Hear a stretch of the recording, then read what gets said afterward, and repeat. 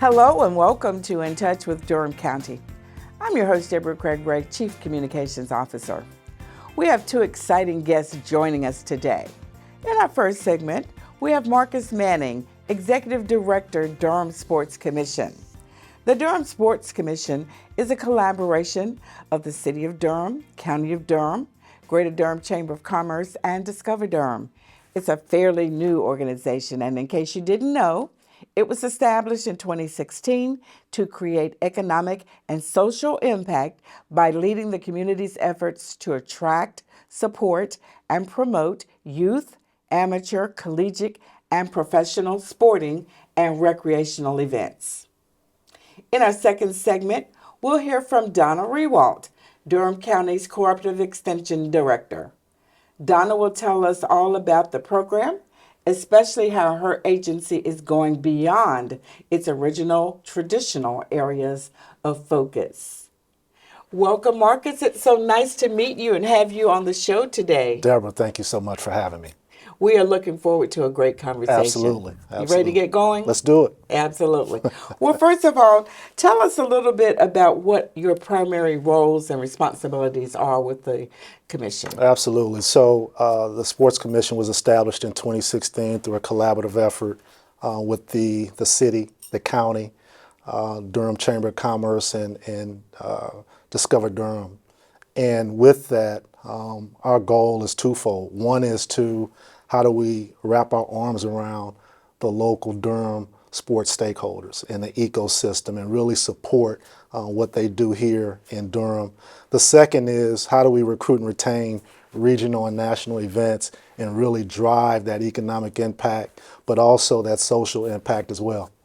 Very good, very good. So I believe you joined us in 2020, if I'm not mistaken? I came in October of 2020, and there was nothing going on in October of 2020. Well, yeah, right? It was pandemic, right?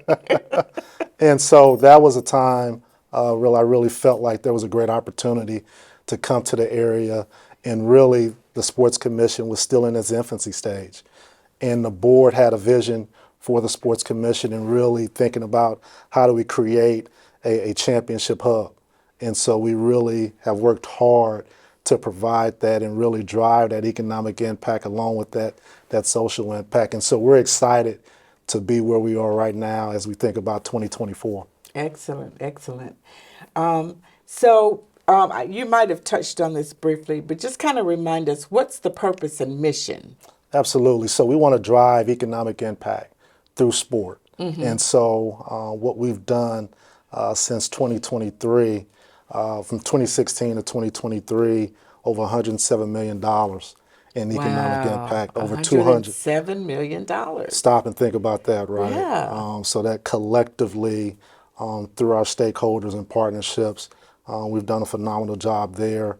Over 230 events have come to this area, and we've supported different events in this area. So driving economic impact through sport is our mission, but we also really want to wrap our arms around the local Durham stakeholders and partner with Duke, North Carolina Central, the Durham Bulls, our local high schools and youth sporting organizations as well.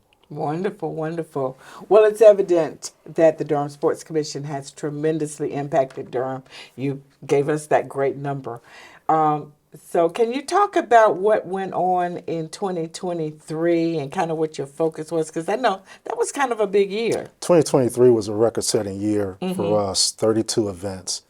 14 of those events were championship events at every level, Deborah. And what was exciting about that is we had the NAI Football National Championship, the ACC Baseball Championship. We had 6 state championships. So think about that, 6 state championships, which was exciting to have. And then we had the CIAA Track and Field Championship as well. So at every level, we had championship events, and that goes back to our vision that we set back in 2020 of being a championship hub. And so when you think about $14 million in economic impact, that was truly impressive. Probably the most impactful and important event, we mentioned the social impact. We were the first sports commission to to partner with women leaders in sports. And we Wow. hosted the Emerging Sport Leadership Summit for women. And that was at the Durham Convention Center. Over 120 participants, creating networking opportunities and really professional development opportunities for women in sport. And we're excited to do that again here in 2024. That is amazing. I'm just sitting here thinking about, all the different groups that you mentioned.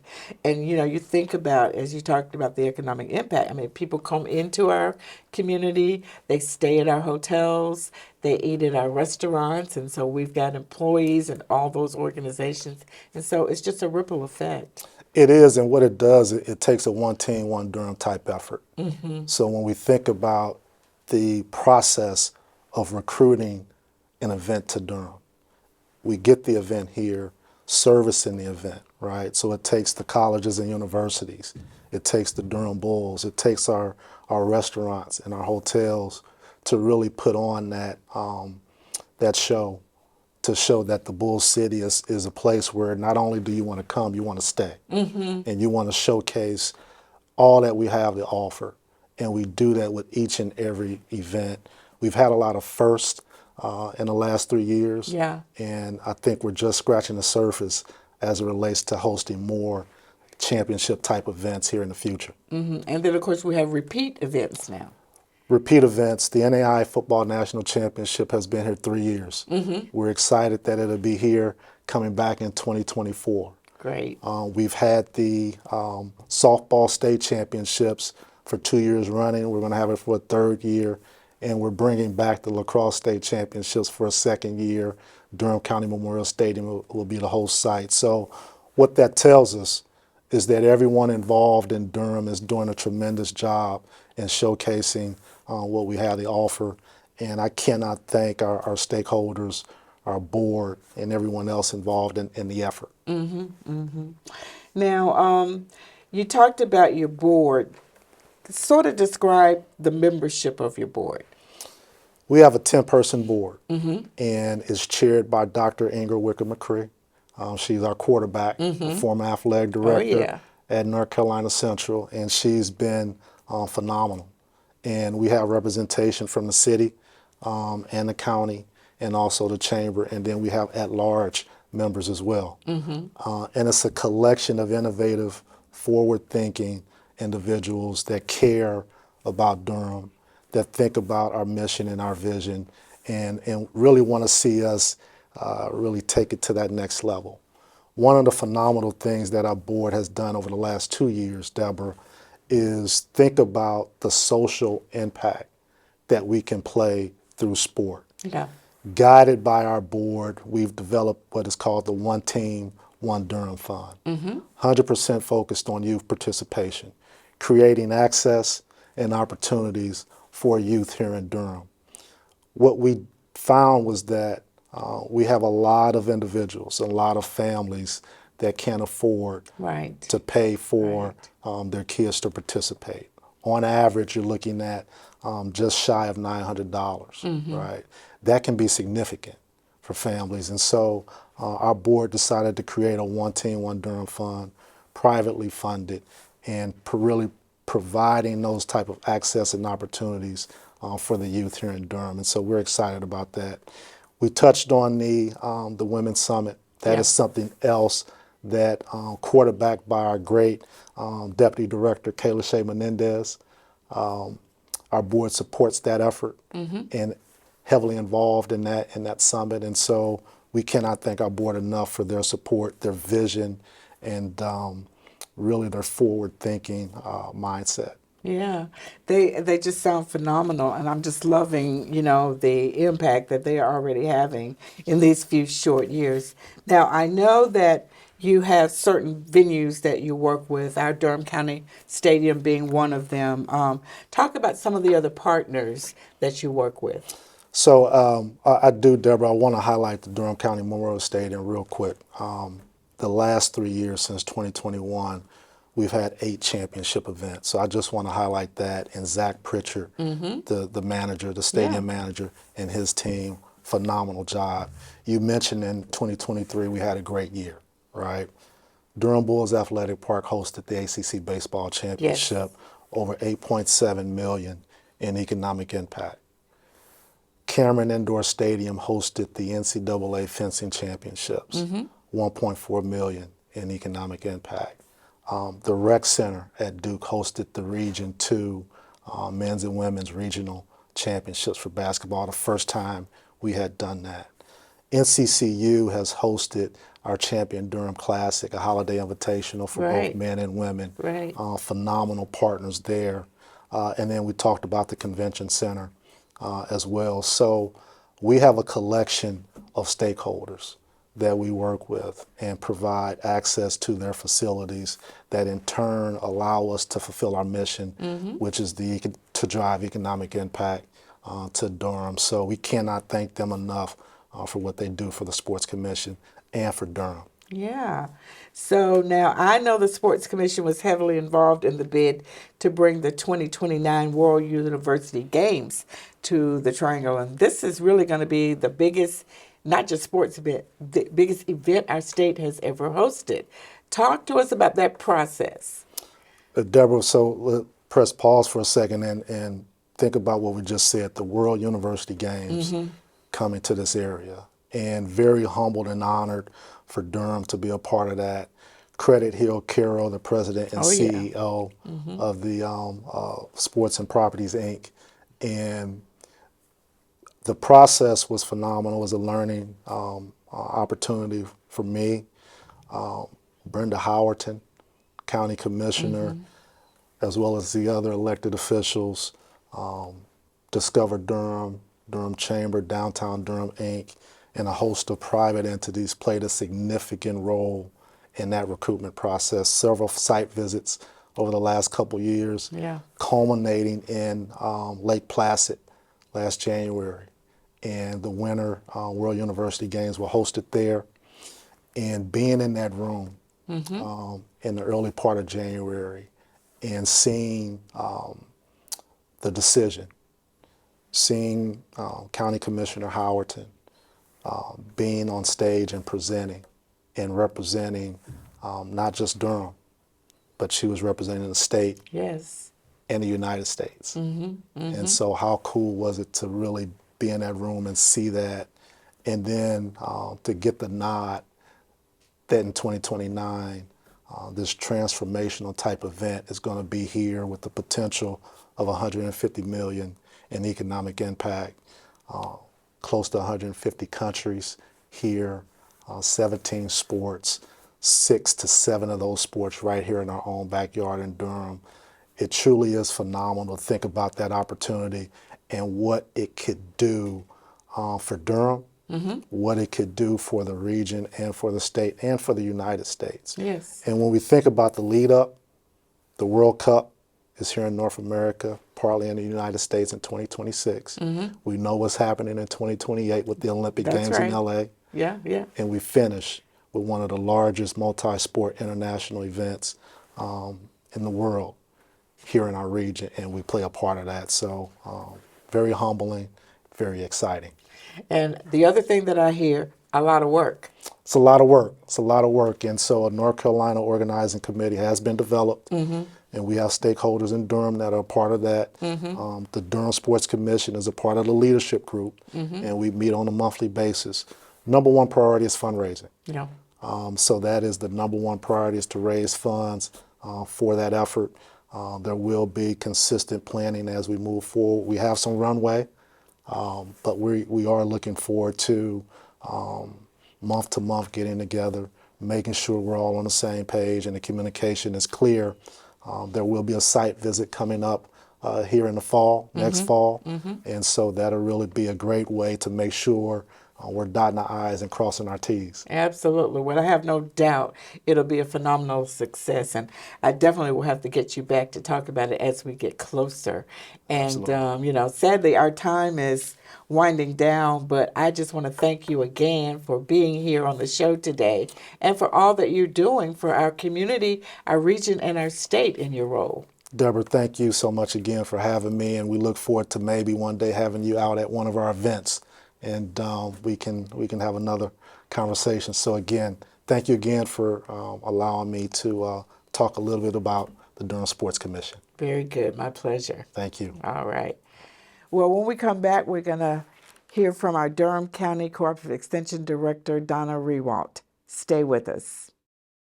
Our children inherit our traits, seen and unseen, like sickle cell trait, the gene that causes sickle cell disease, a blood disorder that causes lifelong health issues and shortened life expectancy. When both partners have the trait, they risk having children with sickle cell disease. In North Carolina, 1 in 13 African Americans have sickle cell trait, and most don't know it. And 90% of babies with sickle cell disease are African American. Know your status before you have children. Learn how at ncdhhs.gov/sicklecell. Hi. You don't have to be a certain kind of person to be a foster parent. Right now, a little bit of assurance and a warm place to stay would be great.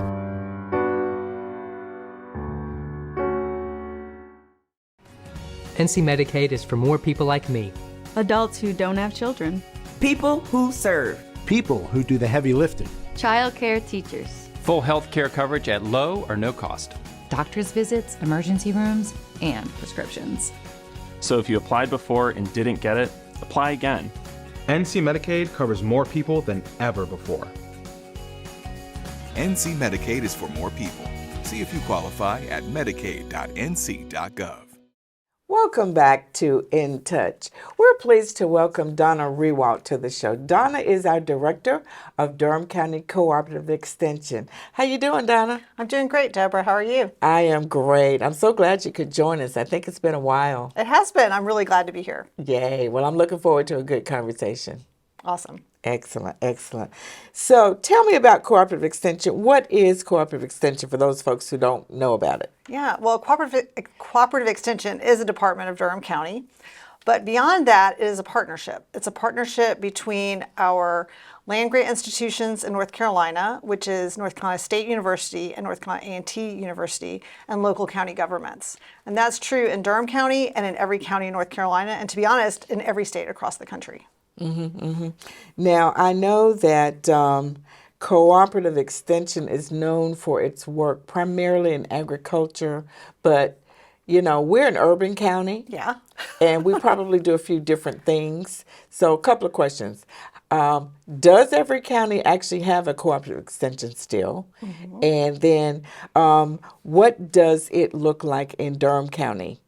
What does Cooperative Extension look like in an urban county? Okay, so I'll talk a little bit about, Cooperative Extension in North Carolina is in every single county, all 100 counties plus the Cherokee Nation. So we have an office and agents in every single county, and all of those counties do have an agriculture agent in them, as well as some other things that I think we'll get to later. But for agriculture in Durham County, it's a really interesting story because we have actually an increasing number of growers on a decreasing amount of land, which means we have a lot of creativity and a lot of entrepreneurship in the agriculture space in Durham County. So we have people who might be growing on half an acre, we have people who might be growing on more than 100 acres, and everything in between. And they might be growing microgreens in a garage, or they might be growing hay on a large property. So they may be growing food for animals, food for people. They may be growing flowers. They may be growing niche crops like mushrooms or garlic. And people get very excited about the opportunities. And it's not just plants, it's also animals. We do have livestock in Durham County. We do have poultry and turkeys in Durham County. And we are able to provide services to support growers, whatever they're trying to grow, from anything from soil samples to direct on-field advice. We also provide them an opportunity to network together and also to learn the business side of farming, because that's also where kind of the rubber meets the road. Is how do I actually do something with the products that I actually have? And so we help people access markets, figure out how to do their own marketing. We are part of the North Carolina Farms app, which is something we have in Durham County. And beyond kind of farm-based agriculture, we also work with landowners of all kinds. So if you have a home or an apartment in Durham County and you want to grow something, we are there for you as well. So we can do a soil sample for a farmer. We can do a soil sample for someone locally. If you want to know how to keep deer off your property from eating your plants, or you want to grow your own food, we have all kinds of services and consultation to support you in doing that. That's just fantastic. So Do you work with families? Because I think I know about a few projects that you have where you kind of work with families, parent and family advocacy, welcome baby. Just how do you support our families?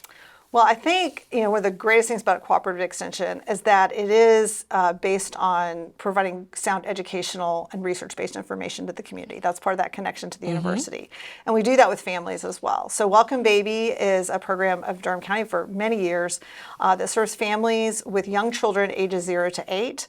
We do a lot of educational workshops, so anything from potty training, which is always frustrating, breastfeeding, car seat classes, some of our flagship programs like Incredible Years that help parents kind of navigate how to support your child, how to discipline your child, all of those types of struggles that parents have. And we also have our Giving Closet, which is well known for distributing clothing and supplies to families. And that's one of the ways we connect with families and build trust. All of these services for Welcome Baby are provided in English and Spanish. And that also goes for our parent advocacy work as well. And that particularly focuses on our parent and family advocacy support training program that helps parents navigate having their children in a public school environment, how to support their child. Public schools are more complicated than when many of us were younger. There's testing and there's different approaches and school choice, and it can be very complicated. So we help families navigate that to help them feel more comfortable and confident and help their child succeed. Wonderful, wonderful. Now, I know Immigrant and Refugee Affairs is another fairly new program for the department. Tell us a little bit about that history and how things are going so far. Well, I think, I have to give credit for the Immigrant and Refugee Affairs focus both to our county commissioners and our city council, who determined that there really should be a collaborative and joint approach to immigrant and refugee affairs in our community. And so we have the pleasure in our department of supporting that Immigrant and Refugee Affairs coordinator, Kokunayo, who is based in our department. We do serve a lot of immigrants and refugees in the work that we do, and we also support the work that he's starting to do to bring immigrants and refugees together with government to make sure that we're working together well, that we're delivering better services, that we're welcoming and bringing people into our community in a way that makes them feel like they're a part of Durham. Yeah, very, very important work. Yes. So what kind of opportunities does Cooperative Extension offer for our youth during the year and in the summertime? It's a great place to work when you can be in a place where there's plants, where there's babies, and where there's young people. And our 4-H youth development program, some people know 4-H and they might associate that with a rural community with agriculture. 4-H is alive and well in Durham County. We serve children ages 5 to 18 in that program. We provide year-round clubs. So we have a farm to fork club where kids learn to cook. We have a garden club and many other clubs for children to participate in. It really enhances what they do at school by extending their learning into the community. And also it's a lot of fun. So we provide opportunities like summer camp, and that's open to anyone. And those camps are open right now. We're already starting to see them fill up a little bit. And those summer camps can cover a range of topics. We're doing woodworking this summer. We have also a farm to fork camp, all kinds of different opportunities for youth to be involved. And beyond 4-H, we also have our Kids Voting Durham program. And a lot of folks may be aware of that at this particular time of year. Yeah, because this is a presidential year. It is a big year.